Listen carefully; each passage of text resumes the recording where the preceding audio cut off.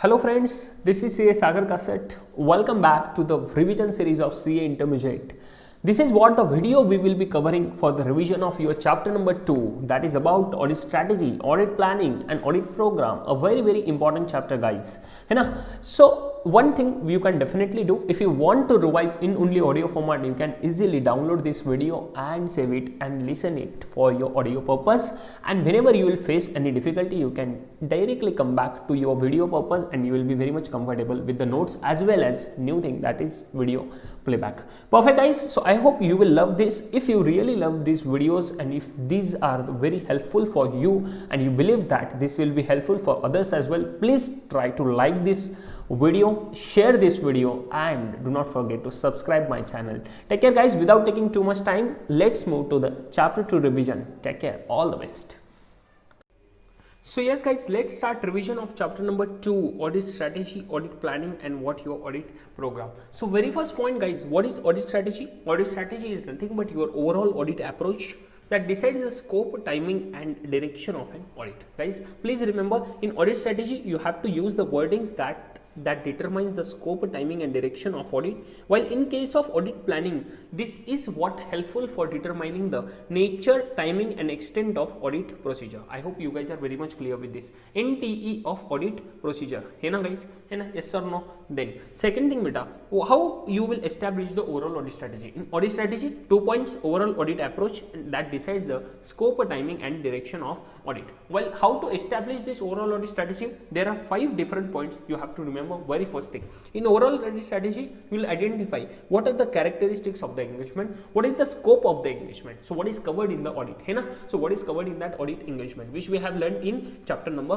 1. After that beta, second point to revise is reporting objectives, timing of the audit, when you are going to perform, how much time you are going to take to perform this audit. After that, nature of the communications, this is what you will establish in overall audit strategy. Then third thing you will do, that is what are the factors that are very much affecting the auditor's professional judgment and directing the engagement team's efforts. So whatever the engagement team is going to perform, whatever their efforts are, what are the factors that affect that and what are the significant to cover, direct the engagement team's efforts. Fourth thing, you have to remember results of preliminary engagement activities. So whatever the activities you have performed, preliminary engagement means what? Acceptance and continuous decision making.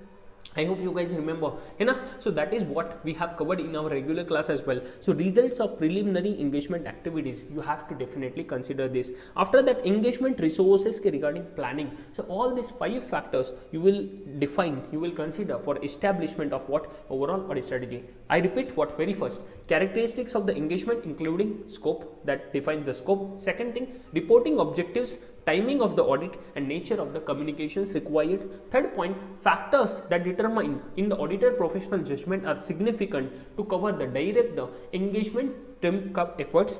After that, results of the preliminary engagement activities, and the fifth point is about the engagement resources, nature, timing and extent. So what kind of resources, how much experience you want, timing, when to involve these resources in audit engagement activity, and after that, extent of engagement resources. Perfect guys? Sure. How much? After that, audit planning. The next point is audit planning. Essay 300 discuss about this, planning and audit of what? Financial statement. So audit planning ka very important question in your examination, that will be, planning is not a discrete phase of an audit, rather it is a continual and iterative process. So what is this sir? So basically we have learned this now. So audit planning, once you start, once you are done with the planning, you are not done with that planning activity only one time. Why? Because that is not the one time activity. It will start from, usually you are starting of audit or completion of the last year audit only, and it will end up to what? Completion of current year audit engagement. So planning often begins shortly after or in connection with the completion of previous audit engagement only and continues until the completion of the current audit engagement. It is never ending activity. So you can't say that you have performed the planning and now you are not going to think about the planning. You will start audit, you will perform the next audit procedures, that is what your further audit procedures risk assessment procedures.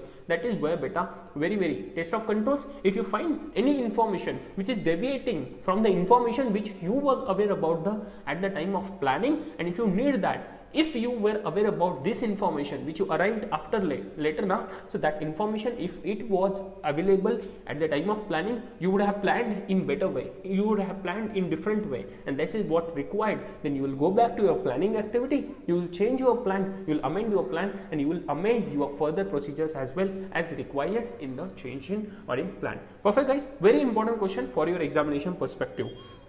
We'll see that after as well. Okay, so next point beta, what are the benefits of planning in the audit?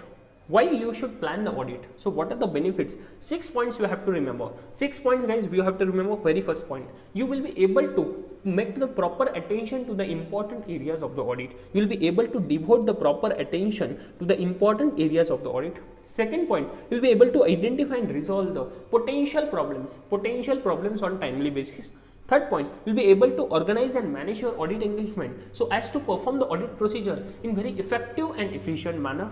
Fourth point, selection of engagement team members. Then fifth point, that is direction and supervision of the engagement team members. So first it was before point, selection of engagement team members, and then direction and supervision of engagement team members, and the last point, coordination with the components and experts. I hope you guys are very much clear with this. So very first point, devote the attention to the important areas. Second, to resolve the potential problems on the timely basis. Third, to organize and manage the audit in such a way that you will be able to perform the audit in most efficient and effective manner. Then fourth point, selection of the engagement team members. Fifth point, engagement team members ka devoting what beta, direction and supervision. And the last point, coordination of work. Coordination with whom? Third parties who are involved with the audit. That is one about the component auditor, means branch auditor, and second about the auditor's experts of the auditor. Perfect. Next thing beta, knowledge of client business. So you will understand the entity, you will understand the environment of that entity. All these things you will perform in planning of the audit. Are you there with me? So what are the things, what are the knowledge about the client business you have to obtain? Very first thing, you have to obtain about the external factors. So external factors means what beta? About the industry in which that entity operates. Second thing, what are the regulatory requirements to that particular entity? On all these things so you will understand. Second thing, about the internal factors. So what are the operations of the entity? What are the type of products, nature of the products the entity deal with in? What are the kind of operations? So whether the entity in the manufacturing, whether that entity in the trading activity, and whether that entity is providing certain services, or whether the entity is providing combination of all these things. So whether the entity can be manufacturing plus services plus trading, or whatever the thing is, permutation and combination. This is what you have to understand, operations. Second, about the ownership, means shareholding pattern. Which people are investing into company, how much is the share of the public, how much the promoters stake it is, and how much who are the top shareholders.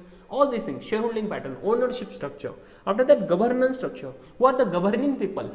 Means who are the TCWG, what are their experiences, what is the structure of the entity to govern, what are the policies and procedures. After that, investments. Who have invested into this particular company? Are you there with me? What are the top shareholders? Are you there with me? Perfect. And you know, there is specific disclosure required. Whatever the shareholder, if they are holding more than 5%, if he is holding, one shareholder is holding more than 5%, it has to be disclosed, you know, so major shareholder. And after that, financing structure. How the company has financed its capital. So whether the company is equity oriented or the debt oriented, or maintaining the optimum of what equity and debt together. Are you there with me? That is what you have to understand. All these things are what your internal factors to be understand. After third point, that is what your beta entities, objectives and strategies. What are the entities' vision statement, mission statement, what are their objectives, what they want to achieve, and what are the strategies they are following. Are you there with me? So you have to assess what is the attitude, what is the structure that entity and TCWG management is thinking about to grow the entity. Perfect. And the last thing, next thing is about the financial performance, means how the company has performed financially during last 5 years or the 10 years. So you'll analyze the P&L statement of the last 5 years, you'll perform ratio analysis, you'll analyze the balance sheet of last 5 years, you will analyze the cash flow statement of last 5 years, and all these things you'll be able to come to know what is the financial performance of the entity. And the last point you have to cover in knowledge of client business, that is your accounting policies, application and selection. So which accounting policies the entity is following, which method of inventory valuation the company is following, whether the following company is following the LIFO or FIFO or weighted average. So LIFO is not allowed, then whether the company is in that non-compliance, or whether the company is following weighted average, then you compare with the industry and what is this requirement, sir? So that is why you will be able to perform now. That is why you will be able to understand whether the company is following the accounting standards or not, and that is why whether the company is deviating with the industry standards. And this is all things you will have to cover in knowledge of client business. Okay, and please remember, consistency of accounting policy is also required. According to AS1, you have to understand that whatever the accounting policy that has to be disclosed, and basically consistency of accounting policies, SA 510, we have revised that now. We have learned that SA 510 opening balances, one of the objective is to check whether the company is following, entity is following the accounting policies, and consistently if there is change, then appropriate disclosure has been made or not in the financial statements. So sir, how to gain this knowledge of client business? How to gain this knowledge? What are the sources? So very simple sources. You will have the annual reports of the company for the prior years. You can obtain that annual reports. Lot of things you will get in this annual report. After that, you can get the research reports of the analyst, who are the third parties performing analysis on what that particular company is. Okay, if that is the listed company, you will get that very easily. Otherwise, you will have to make some hardships, and you will get that research reports as well. After that, minutes of meetings you might get. Minutes of meetings you will definitely ask from the management. That's a please provide us minutes of meetings. You will understand which decisions the management have taken, what is the relevance, what are the things they are performing, all that things, approval and all that things you will understand from this. After that, internal shareholder presentations, whatever the presentations the entity has made to the shareholders of the company internally, that is not disclosed in the public, so that is definitely available. So if it is the private company or if it is the unlisted public company, listed public company, definitely that will be available in the public domain, you know. So that is what shareholders presentation, internal shareholders presentation. For unlisted public company also, that is definitely will be available on the website of the company, so you can get from that as well. Other reports and previous year audit working papers and files. So if you have performed the audit for that particular entity in the previous year as well, you can refer your audit working files only of that previous years, you know, working papers as well. And discussion with the client, that is very effective procedure. Why? Discussion with the client, efficient procedure. You can definitely inquire with the client now. Whatever the things, whatever the questions you have, whatever you want to understand, you can inquire with the client. Client will provide you the information, and that is why discussion with the client will give you much more efficiently all this information. After that, client operational policy manuals. So the entity has the operational policy manuals. What are the policies and procedures? What are accounting policies they are following? What are the accounting manuals they will be having? And all that things will include what are the things, what are the procedures, what are the policies, business processes, all they have in their entity established.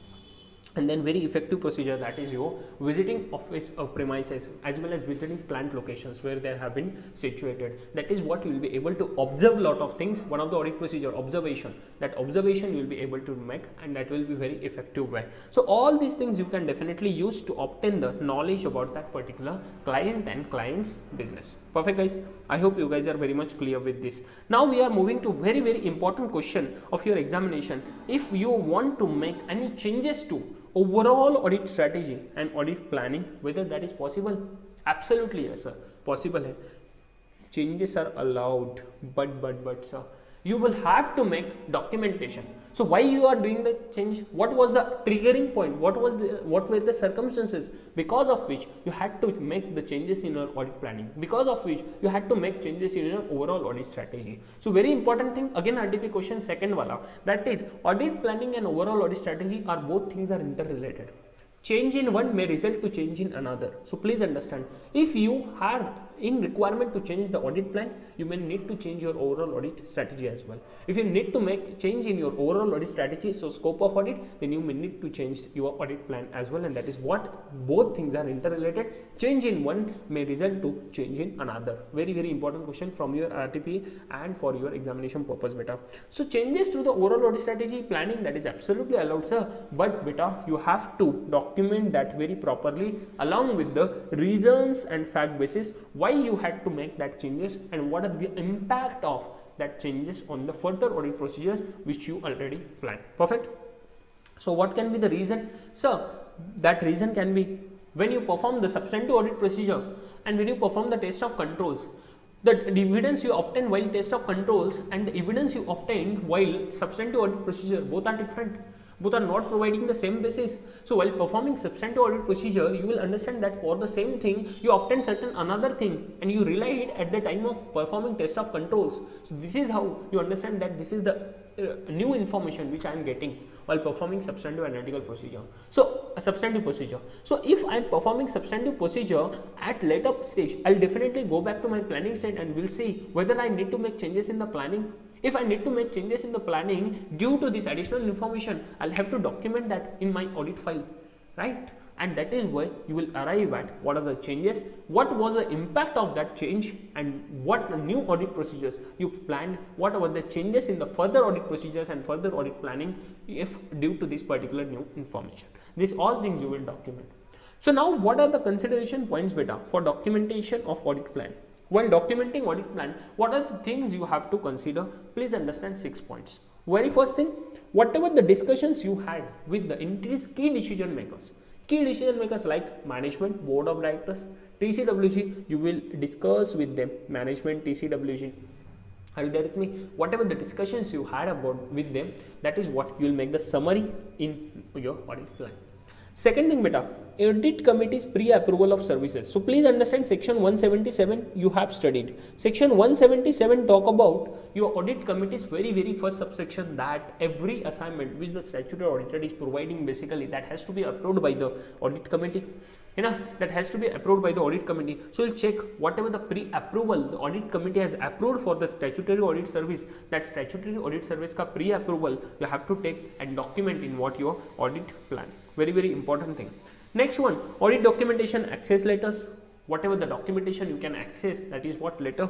Then other communications agreements with the management, TCWG, governance regarding the scope and changes in the scope of our services. So what are the communications you had with the management, TCWG, regarding the scope of the audit? This is what required now. And second thing, if you make any changes in the audit scope, then what was the reason of that change? Whatever the changes in the scope, all that discussions, all that communications with the management, TCWG, you have to document in your audit plan. Then fifth point, what is the auditor's report on the entity's financial statement? So sir, auditor's report we will make in end now after performing all audit. But beta, expected form and content of the audit report you have to disclose to the client, and that expected form and content, what is the audit report ka format and what are the things you are going to consider, you have to document in what your audit planning. And after that, order the reports in as specified in the engagement agreement. So like if the entity is requesting from statutory auditor that sir please provide us date covenant compliance letter, so whatever the date or whatever the loan the company has taken from the bank may require from them that please get certification from your statutory auditor that you are complying with the compliances and law regulations and whatever the second thing, whatever the agreement terms and conditions about what that data arrangement. So management will ask the auditor to provide that compliance letter of debt covenant. Covenant means what? Terms and conditions. So what is the terms and conditions the entity is having with that bank for that particular loan arrangement. So auditor will confirm that whether the entity is complying with that terms and conditions or not, and that is what will be required by the bank from the entity side. Entity will ask the statutory auditor and entity will provide that certification to the bank by received from the statutory auditor. So these are what the other reports. If you are providing any other reports to the engagement, that is completely different from your audit report, but still you will have to definitely consider in your audit plan that you have to perform this particular thing and you have to provide this service as well. So this is what all about you will cover in your audit plan for documentation of audit plan. After that beta, very important, that is your audit program. What is audit program? So audit strategy we are very much clear, sir, that is overall audit approach where we decide the scope, timing and direction of audit. While second thing, audit planning, what is the detailed level of overall audit strategy where we determine the nature, timing and extent of audit procedures. And now what is the audit plan, audit documentation, audit program, sorry.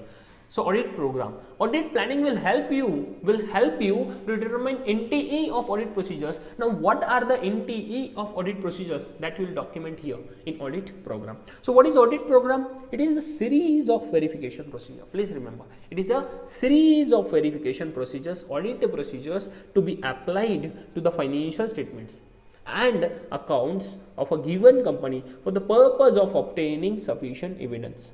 So whatever the sufficient appropriate audit evidence you need now, according to SA 500, to obtain that audit evidence, what are the audit procedures you are going to perform? That audit procedures can record, that is what your audit program.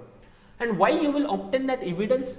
Because to provide the express and informed opinion, you will have to provide the audit report में opinion ना, that opinion का basis is what your audit evidence. To obtain that audit evidence, that is not just audit evidence, that is sufficient and appropriate audit evidence which has to be there according to SA 500. And that sufficient audit evidence, appropriate audit evidence, when you have to obtain, you will have to perform certain audit procedures. Then what are the audit procedures you are going to perform? That audit procedures का verification procedures का series record, that is what your audit program. Perfect guys, clear with this? I hope you guys are very much clear with this.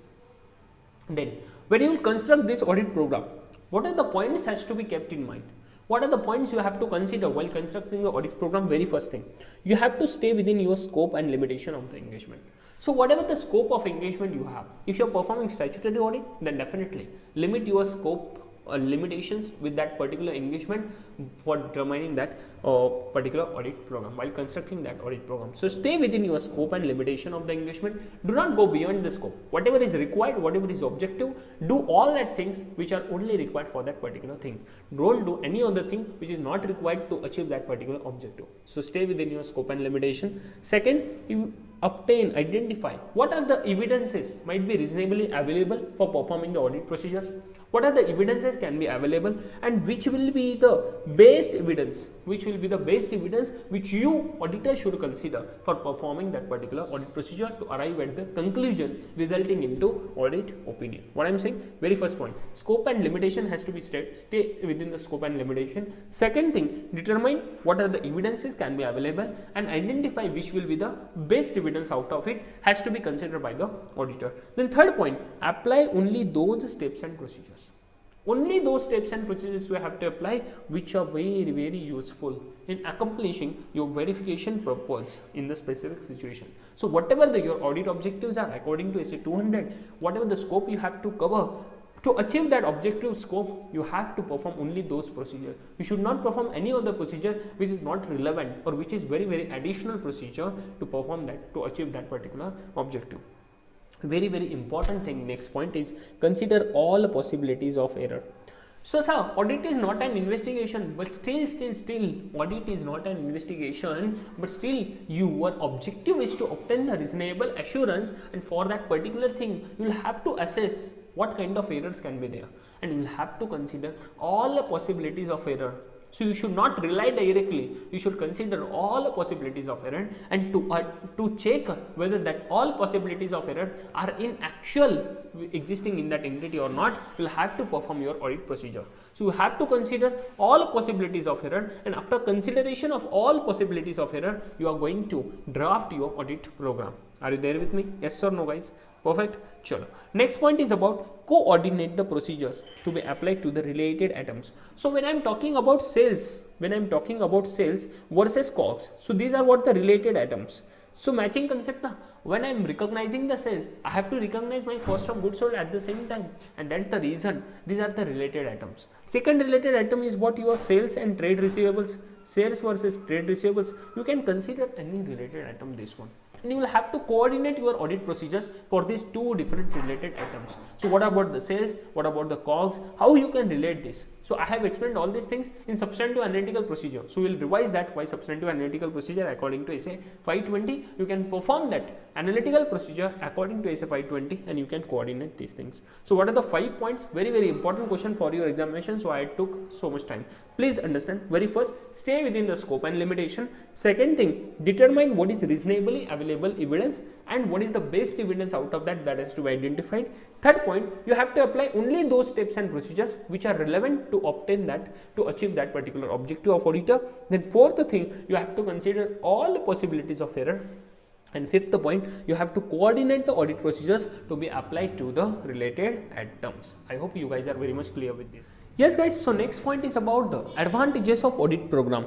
What are the advantages of audit program? Very first, it will assist with the instructions. So it will assist to the engagement team members which audit procedures has to be performed, when has to be performed, and all other requirement things. So it will provide you the perspective as well. So to provide the total perspective of the audit engagement. After that, to select the assistants or resources, which are the article assistants you need, which engagement resources you need, basically that is what you will be able to select based upon what your audit program. Then fourth thing about to process the audit systematically. Since the audit program is including all the audit procedures which you are going to perform in the audit, that will give you an idea how to perform the audit, how much time you will need, and based upon that you will be able to process your audit very systematically. Then fifth point is about the trace the work done.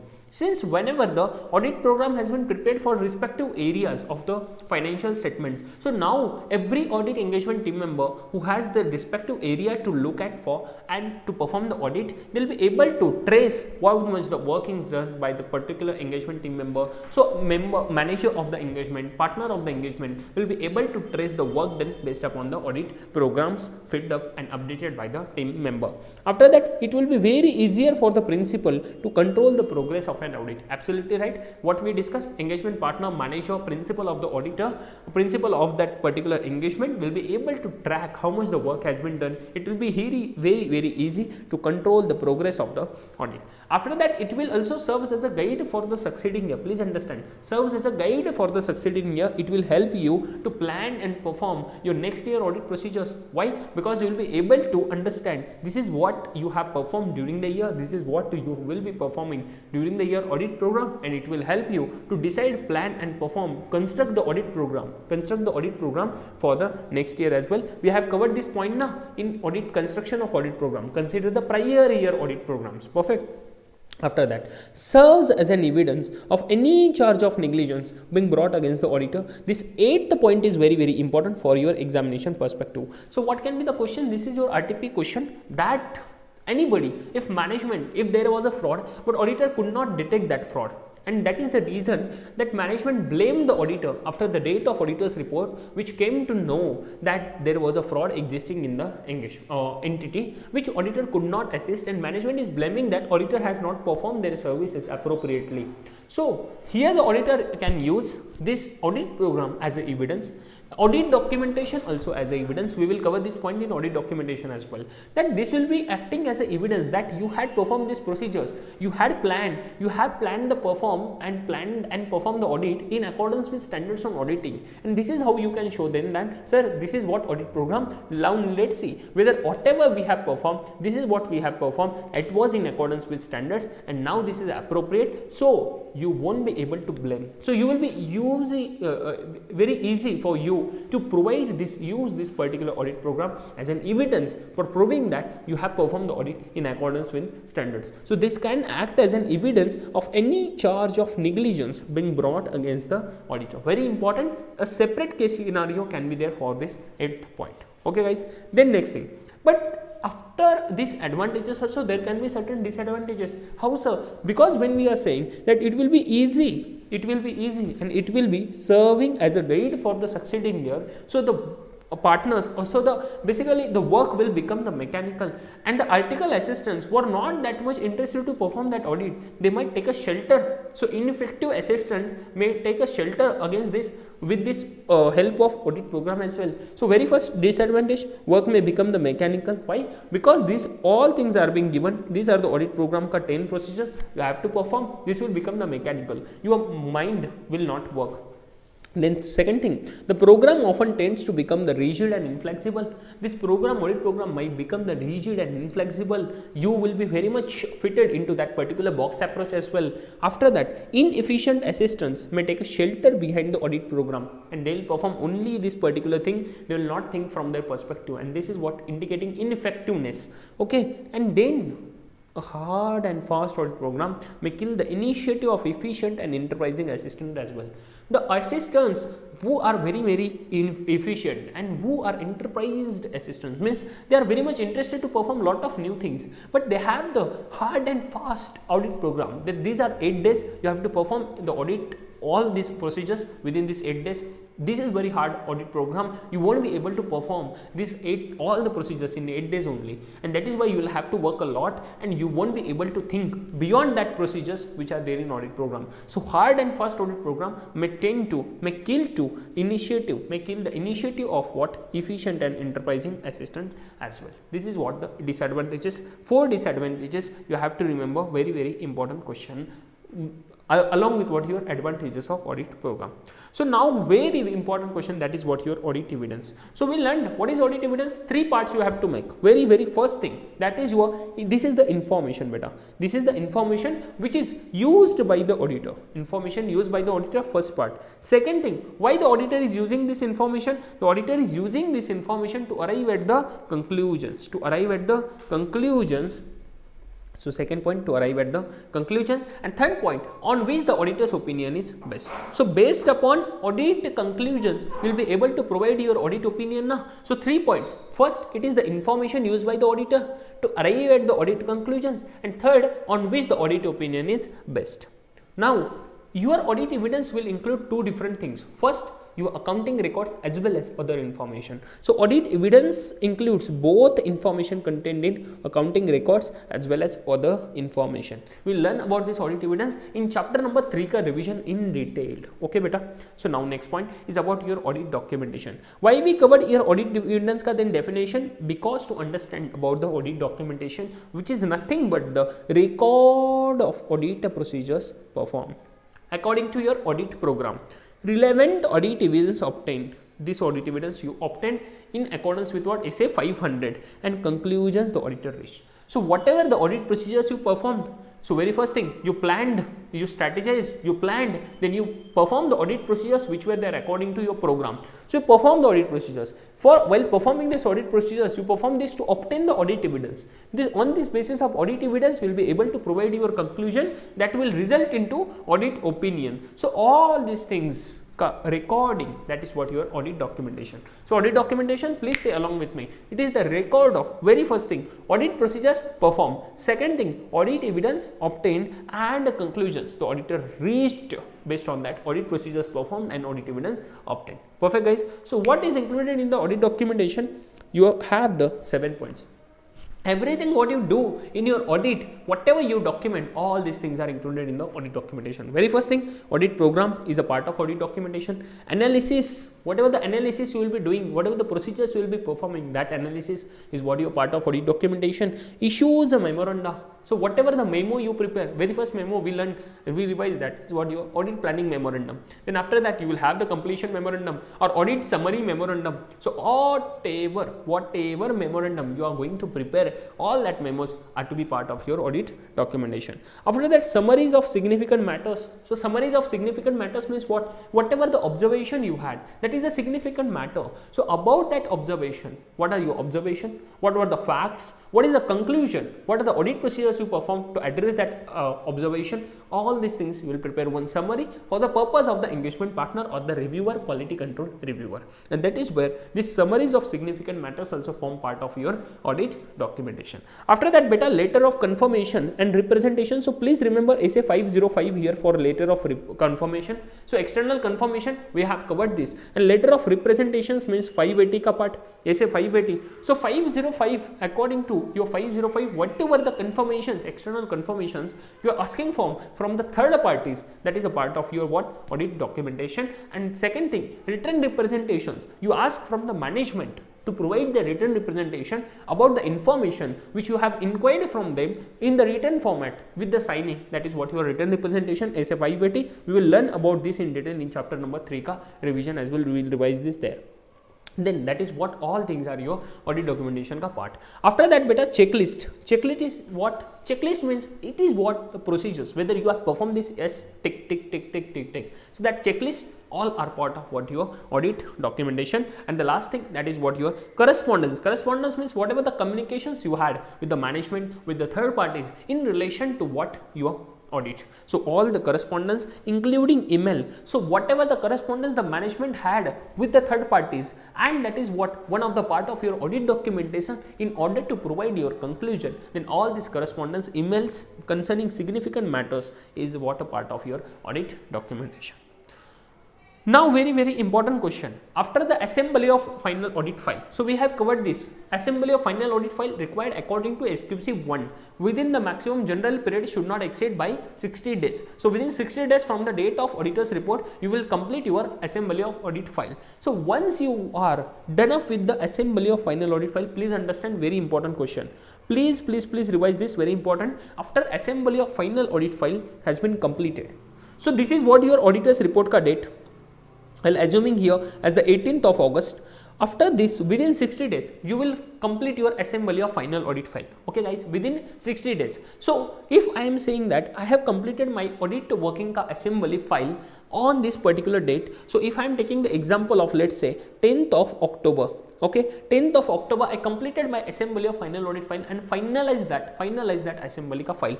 So after this particular thing, you cannot amend any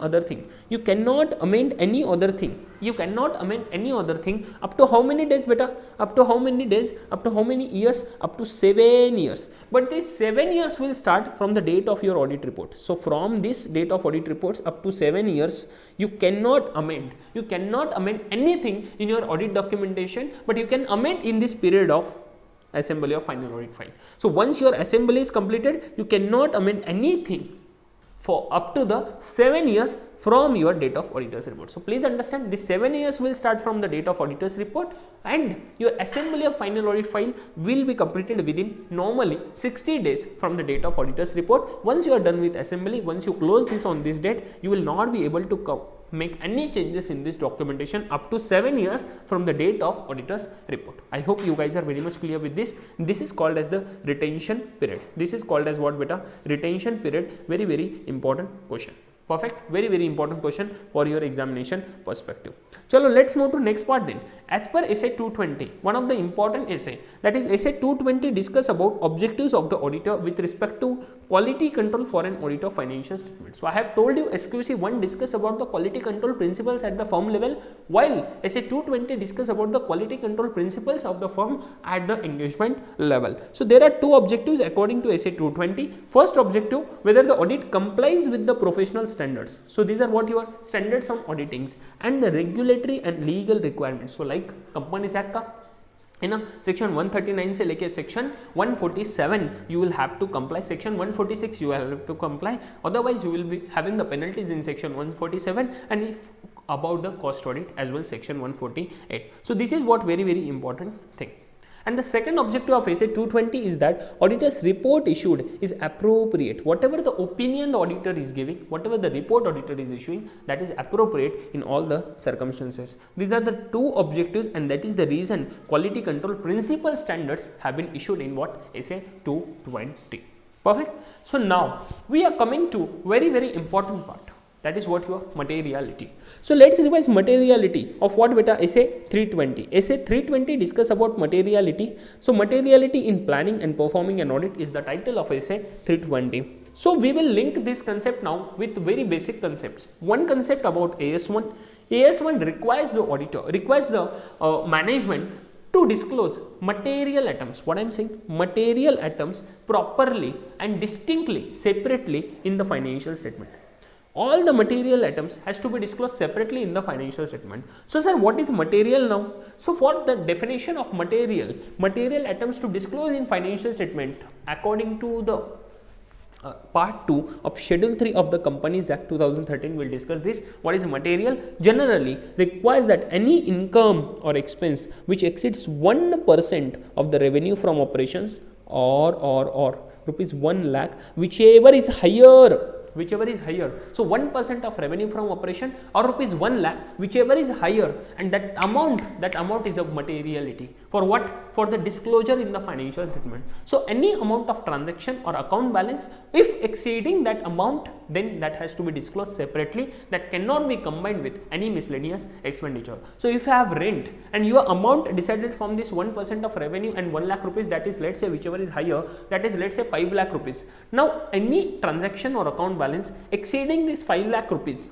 that has to be disclosed separately in the financial statement. So if your rent expenditure is 6 lakh rupees, now your material amount is 5 lakh, you have to disclose the rent expenditure in other expense notes to accounts very separately. You cannot combine that with your miscellaneous expenditure. If you have the rent expenditure of rupees 2 lakh and your material amount is rupees 5 lakh, then you can combine that rent expenditure of 2 lakh, which is not a material now, in what? Miscellaneous expenditure.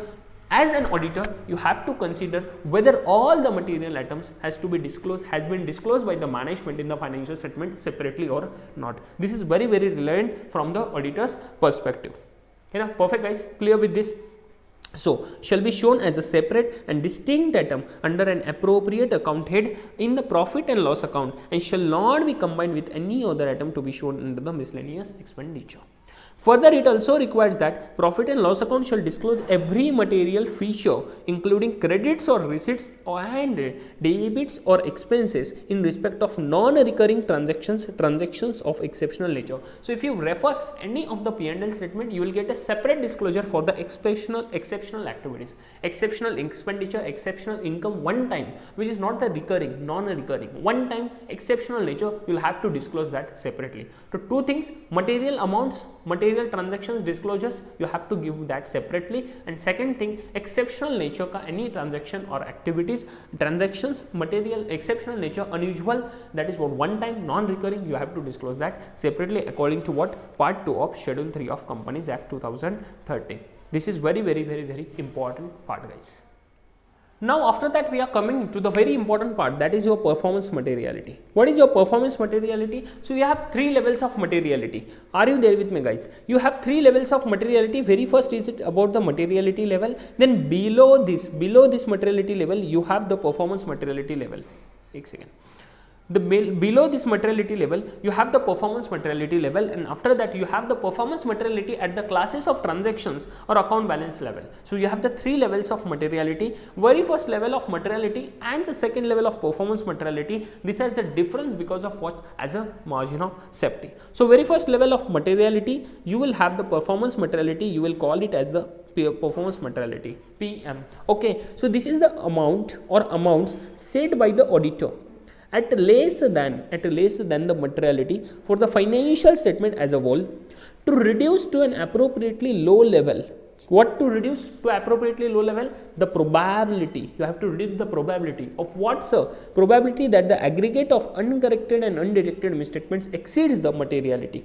So any uncorrected or undetected misstatement should not exceed this materiality level, and that is why you will have to ensure that anything which you have not covered in your audit, which might include the material misstatement, and if that exceeds the materiality, then it will result into inappropriate audit opinion if in sampling or your audit procedure the conclusion is different. And that is the reason you have to use this different materiality, and this will act as what? Margin of safety. So at PM also, if you are considering this something, and whatever you could not have undetected will come into this margin of safety, and that will not exceed your materiality. So whatever the audit procedures, whatever the comparison of misstatements you will be doing, that you will be doing with PM level, not the materiality level. Perfect, guys, with this?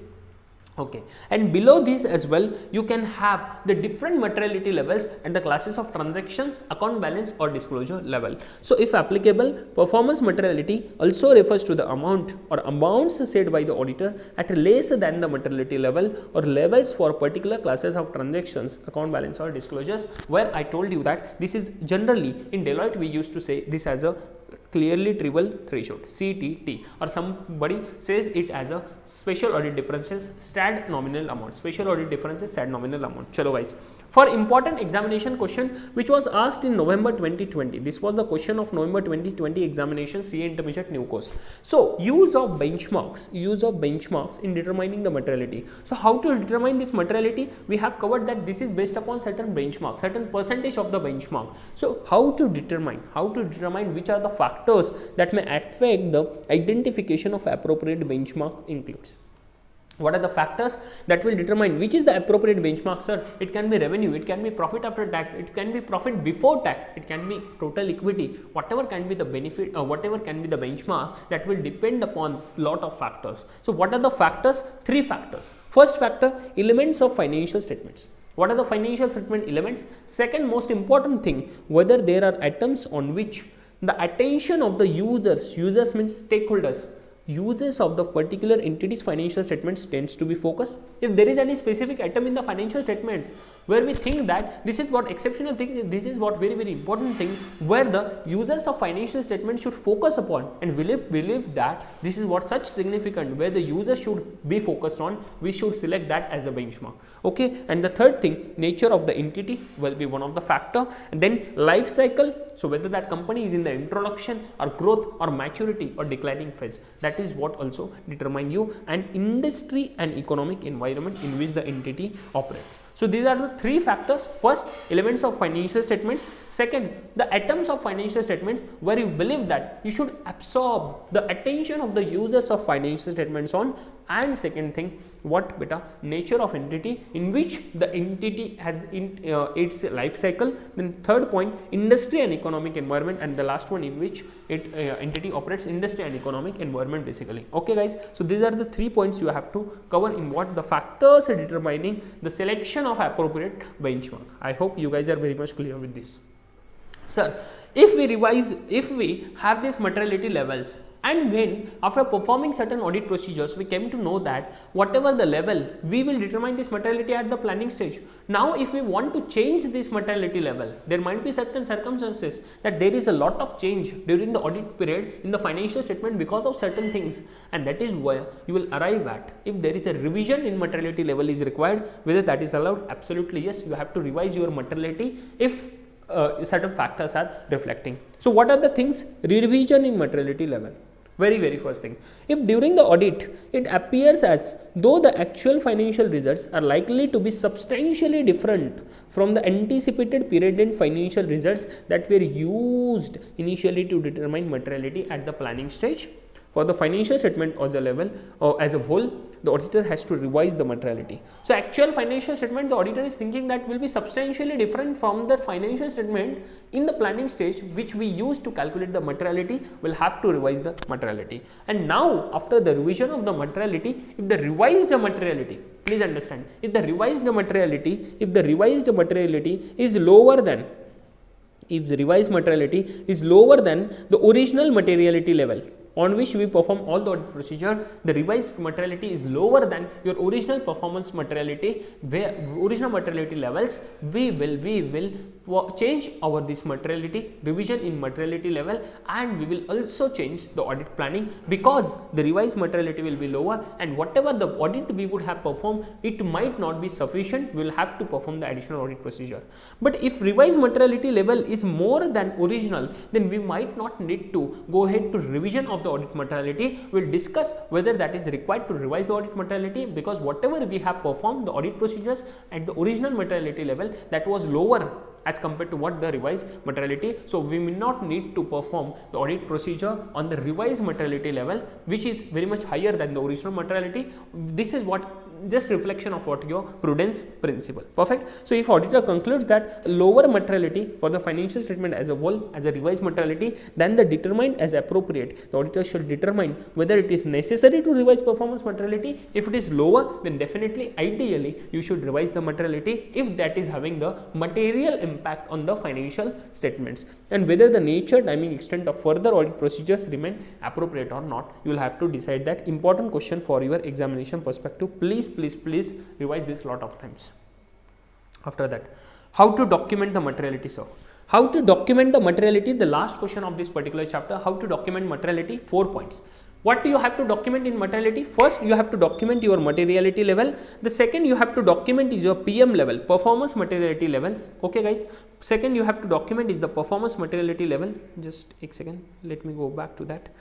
Second you have to document your performance materiality level. Then you have to document whatever the performance materiality level at the classes of transactions level. So CTT in short word, if I say that clearly trivial threshold, the nomenclature used by Deloitte. So PM at the classes of transaction level or account balance disclosure level, all these materiality levels you will document. And fourth thing you will document, if you have revised any materiality level, revision in materiality has been there. Yes, if it is there, then you have to give that revision as well, along with why the revision has to be done, what is the reason, what is the impact of that revision, all these things you will have to document. So this plus what beta, revision, what was the reason of that revision, reason and impact, reason and impact. Please understand this. I hope you guys are very much clear with this particular thing now.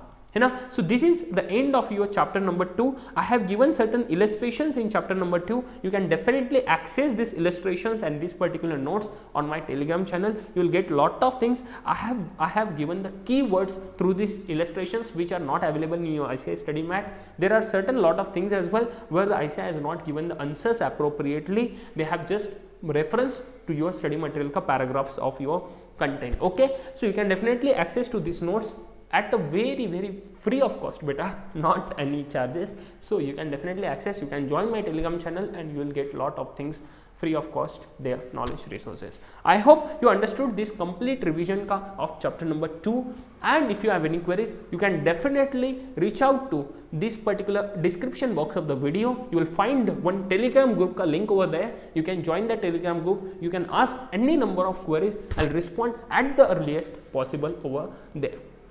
I hope this helps you a lot. If you really believe that this is very helpful for everybody to revise audit cost subject, you can definitely like the video and comment your queries. You can also give your queries in the comment section of this video. I'll definitely check it out and respond to you over that queries. And please like, share this video, and do not forget to subscribe my YouTube channel. Okay, for further future lot of knowledge videos. I hope guys, this is what that's it from my side. Take care of yourself, be positive, be confident, and let's meet in the next revision video of chapter number 3. Tab tak ke liye, goodbye.